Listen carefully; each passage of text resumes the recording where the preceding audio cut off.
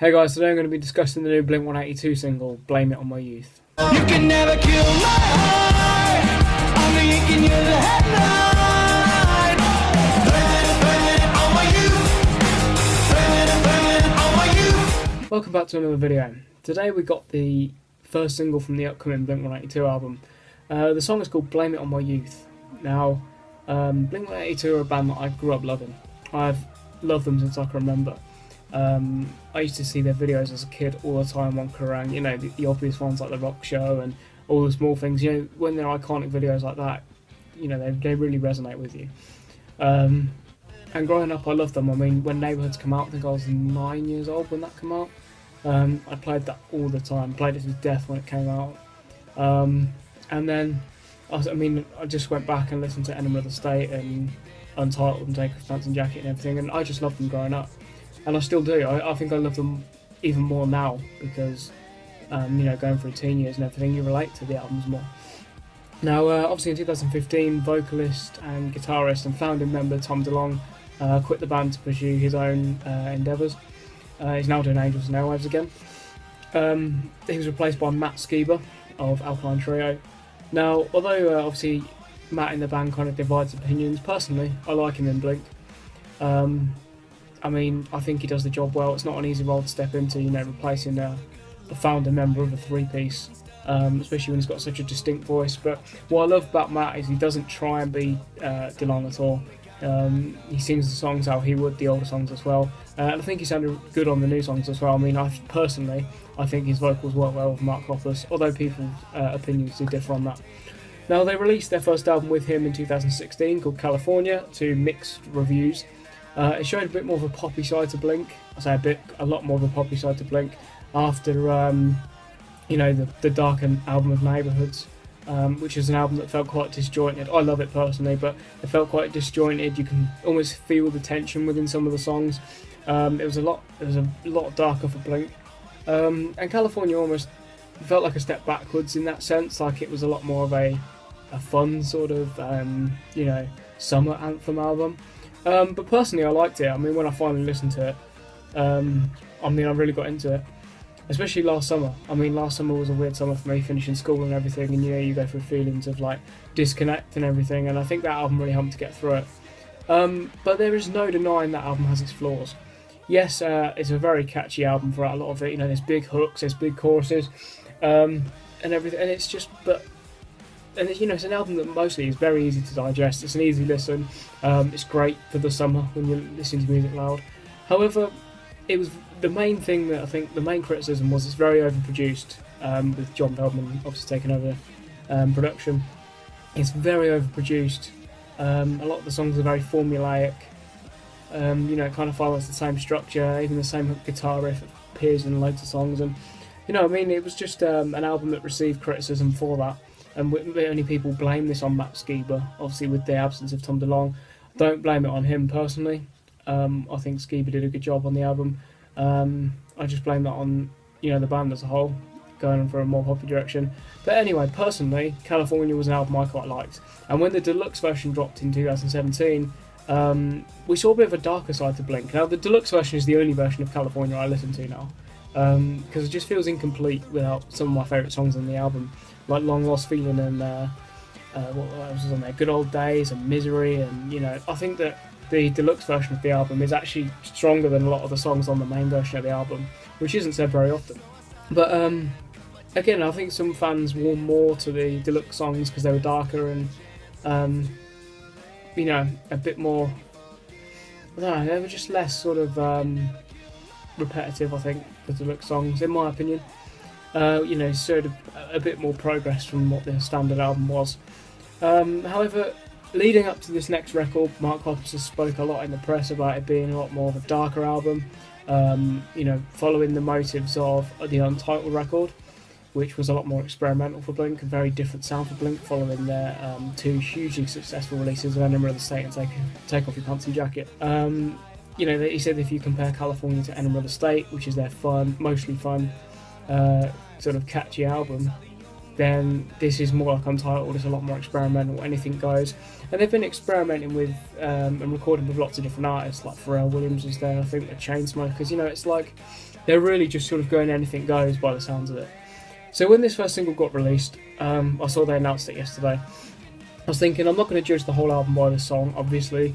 It's going to be a single, it's going to be more accessible, it's probably going to be quite radio friendly in order to, promote the album. And then the album itself will be more experimental. Now, I'm still hoping for that. The reason being is that this song is very, very radio friendly. Now, the first listen I was kind of underwhelmed, but I thought it was okay. And I've listened to it a few times, and I don't really know what to think of this song. I'll be honest with you. Now, I'm going to get into the positives and negatives of the track and do a discussion of it and everything, and an overall rating.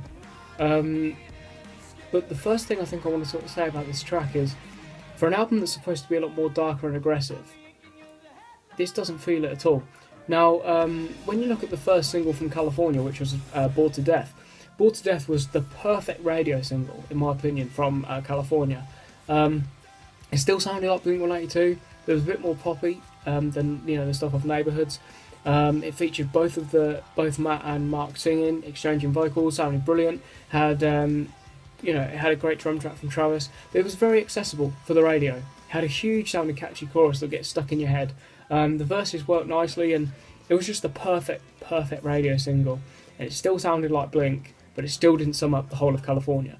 Now, this song, I don't want to compare it to Bored to Death, because obviously they're two different songs, two different things. But at the end of the day, the Bored to Death single was perfect for radio. And this song, hell, it's perfect for radio. But if this is like the main single that they're pushing, I'm a bit concerned, I'll be honest, because it's okay, but it's nothing special, in my opinion. So let's get into the track properly, because I feel like that hasn't made much sense. The intro, first of all, has a bit of like a synth intro, which reminds me of Angels and Airwaves, funny enough.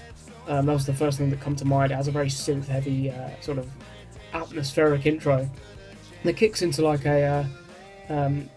first verse of the song, has a very, very instantly recognisable Travis drum beat. Now, the drum beat on this song from Travis Barker is like something that really adds something to this song, because I feel like there's not much to this song. It's quite restrained.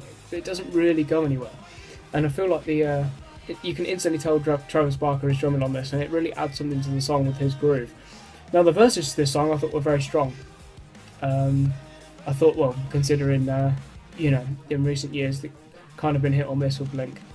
Now, I think that the verses are really good. I think they're quite not moody, but you expect it to sort of build into something. Now, vocally, I think it instantly sounds a lot better than a lot of California. Although there is clear sort of pitch correctness on some of this track, it's not as obvious as songs like No Future and even Bohemian Rhapsody on California. It's still, it's more hidden compared to a lot of California, where it was quite painful with the auto-tune. But the vocals sound a lot better on this, I think. I just think the vocals are mixed a lot better. And the lyrics are definitely an improvement from a lot of California as well. They're still a bit predictable, but it feels like it definitely feels like a step forward from some of the stuff of California. And it kind of has this nostalgic feeling to it that Bored to Death has. And it actually mentions Bored to Death in the first verse, saying something like, I was bored to death when I started a band or something. So it's like, it's still got that nostalgic feeling looking back at the past like Bored to Death does. However, I just feel like Bored to Death did it a lot more successfully. Now, it's the chorus to this song that really lets it down. Now, again, I keep referring back to Bored to Death, because Bored to Death was a song where the chorus really helped the song to thrive. If the chorus to Bored to Death was a letdown, the song would have been. And that's my main issue with this song. This song needed a big chorus, a huge, anthemic, catchy chorus. And instead, it's just this sort of lifeless... it just feels like another verse almost, it's like... you need something really big sounding here, and it's not there. It's not... It doesn't, we've just had this fairly slow verse, and you expect it to really build into something, and it just doesn't go anywhere. And that's my main issue with this song. It just plods along for 3 minutes aimlessly, and it just feels... It adds potential, but it feels unfinished. It just feels like there's something missing. And, for a band like Blink, who's choruses are one of the main focuses of their songs. They really are. Most Blink songs have a very big sounding, memorable chorus, and I just feel like this song is just so dull in the chorus. And I'm not insulting Matt Skiba by any means, because vocally he sounds good in the chorus. I think he sounds really good, and I love the fact that he's getting used a bit more in this song. However, it's just like, it's just nothing grabs me about this song, and that's my main issue with it. There's no elements of this song that really grab me in. The bridge as well, like Blink are a band that have really focused on bridges. Their bridges of the songs really help to mix the song up. I think even like if you look at California, Los Angeles for example, it's a very fast-paced, quite energetic song, and a lot of sort of electronic effects, and the bridge really helps to mix that song up, completely changes the vibe of the song. And that's used throughout Blink's discography, especially California is a fine example. That album, despite its backlash, a lot of people were saying that the bridge is the best part of the song, like No Future for example. A lot of people slated that song, but the bridge in that song is fantastic. And I just feel like this song is just nothing special. It's a short song, it's aimed for radio, I get that, it's a single. It does what it aims to do there. But my main issue with this song is just like, where does it go? Where does it take you? It doesn't do anything in its duration. You have verse 1, which just is pretty good. You have a chorus, which just doesn't do anything. You have like another verse, which just does the same thing. It's just, this song is just underwhelming. It's extremely underwhelming. I know I shouldn't have got my hopes up, but I was getting my hopes up for this like darker album. And hell, the album still could be. I'm not going to judge the album by this one song. But this lead single, which is the most poppy thing Blink have ever put out, arguably, does not give me hope for it too much. Now, the song's not bad, by any means. I've been very negative this review. The song's not bad. It's not a bad song. However, it just feels so predictable and safe. It feels like a Simple Creatures song. If you took Skiba out and put Alex Gaskarth in, this would be a Simple Creatures song. And, Simple Creatures, I get it. I'm not a fan of it myself, but I respect it, because it's Mark getting his poppier side into another project. He's clearly got a love for pop music and making pop music now, so he's put that into another project. It's fine. But why is Simple Creatures now blending into Blink's music? Because it doesn't work, in my opinion. And it's frustrating, because I respect Simple Creatures for what they are, and I just think it shouldn't be in this song, because it's not. It's just why? What's the need for it? And the main thing about the song that bothers me is the guitar is so drowned out. You can hardly hear the guitar in a 3-piece pop punk band. Like, I've stood up for blink-182 with Matt Skiba. I've constantly stood up for them online. But this song I can't really justify it, because I agree with most of the criticism. Like, I don't hate the song by any means. I've listened to it a few times today, I thought it was alright. But when I put on a Blink-182 song, I want to hear some guitar, for fuck's sake. I don't just want it to be atmospheric synths and fucking drums. And I love hearing Travis Barker go off on one, but at the end of the day, where are the guitars? It's a Blink song. It's a fucking Blink song. Man, this has been the most bitchy review I've ever made, but I've been super hyped for this Blink album for months, and when they put out the most mediocre single ever, it's just like, it's frustrating, because this single has so much potential to be way more than it is. Like, it could have been a really cool song if they kept the verses and, maybe adapted the bridge a bit and added this big chorus and, maybe a different section at the end. It just could have been something so much more. Now, the positives to take away from this track, the end section I actually think is really cool.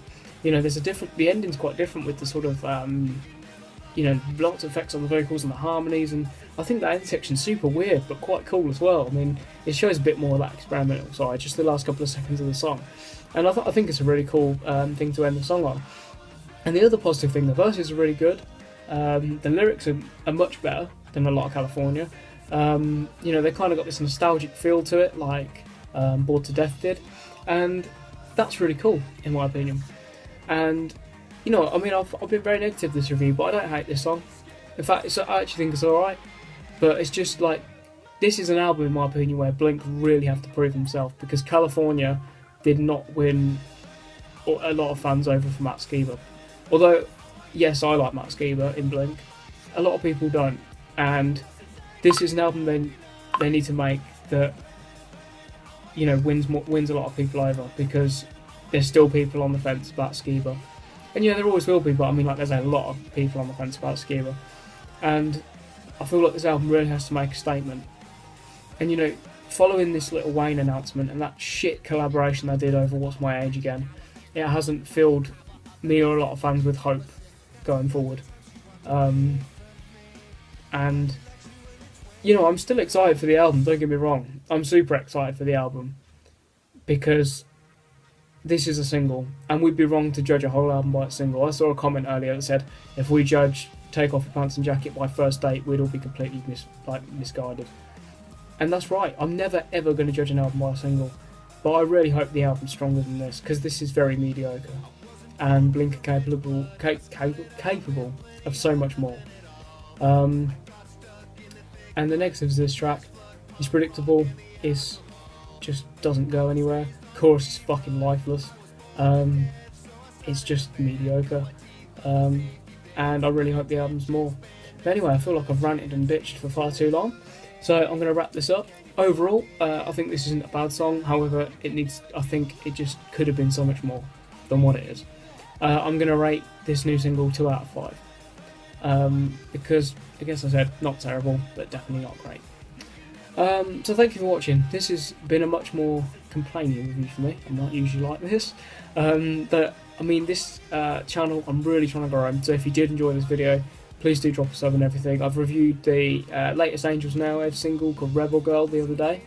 I said that was mediocre, and now I actually feel like it's a stronger song than this, and I should have rated it a little bit higher than I did, because this is actually lower than that, I think. And after hearing Rebel Girl, it actually got me a little bit more excited for the Blink album. You know, it shouldn't have, but I was sort of like, yeah, that's nothing special, but you know, if this Blink album's darker. But now I'm kind of nervous for it after hearing this single. But anyway, I reviewed that. I reviewed the Simple Creatures EP recently as well. So, you know, plenty of content coming. Definitely going to review the album when it drops, and I'll definitely be reviewing the Angels Now Ed album when it drops as well. But yeah, thank you for watching. Any albums you want me to do, please do let me know. I've got 2 more that I have lined up that have been requested. They're going to come next. And then I want to do some throwback Blink reviews at some point. I'd love to do one of, you know, the Untitled album and stuff. So yeah, please do subscribe if you enjoyed. I'll link up the single and stuff in the comments if you haven't heard it. And yeah, thank you for watching, and I'll see you all again soon with another video.